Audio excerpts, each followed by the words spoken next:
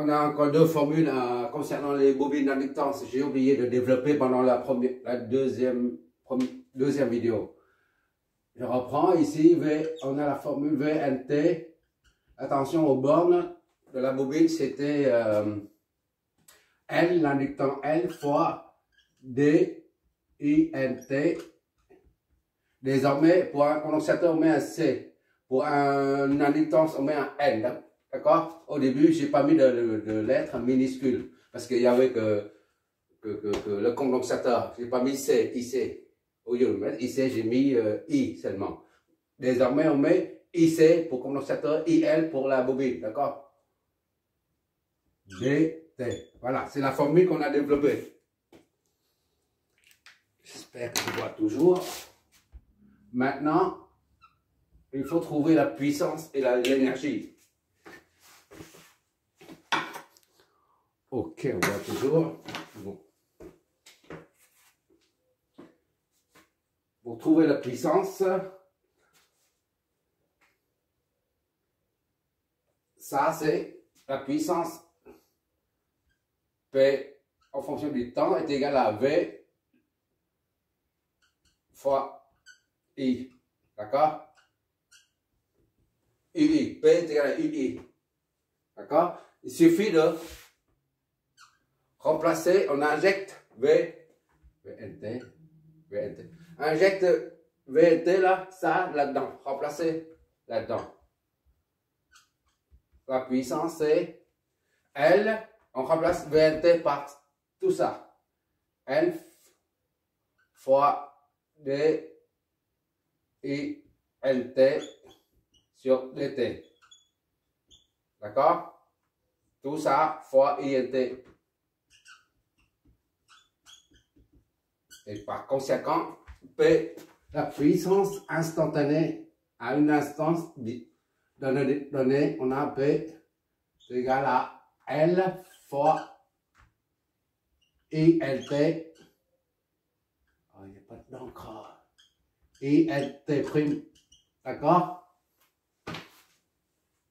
C'est ça, la puissance instantanée. Maintenant, il s'agit de déterminer l'énergie emmagasinée. Oui, pour ça, pour l'énergie, il faut faire un rappel. Pour un condensateur, on a dit le courant qui passe génère des charges dessus.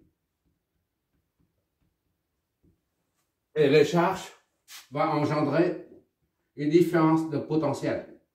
VCT, voilà. À cause du champ électrique qui est dedans, le champ électrique, d'accord? Champ électrique. Et l'énergie est stockée pour un condensateur. Pour un condensateur, l'énergie est stockée. Il suffit de revoir les vidéos concernant les deux premières vidéos concernant le développement des formules pour les condensateurs. Pour un condensateur. L'énergie est stockée au sein du champ électrique. Champ électrique, d'accord? Champ électrique. Tandis qu'une bobine, l'inductant L, le courant qui arrive, INT, la tension aux bornes, VNT. Il n'y a plus d'encre du tout là, VNT. Voilà. INT. Et il y a un champ magnétique tout autour. D'accord? Il y a des lignes qui matérialisent, qui permettent de visualiser les champs. D'accord?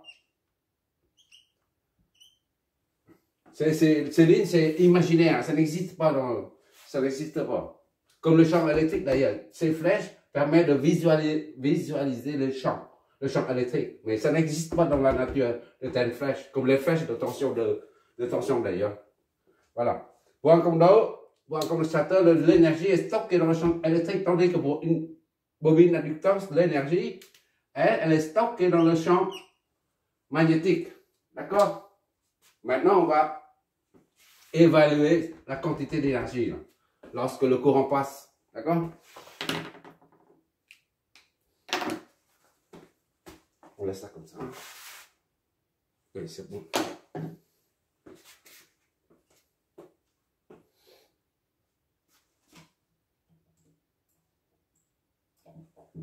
L'énergie, comme pour le condensateur, on a établi l'énergie tant T1 à tant T2 est égal à l'intégrale de la puissance T en fonction de... Voilà. T1, T2. T2. D'accord? Puisque là, l'énergie en wattheure. Il suffit de revoir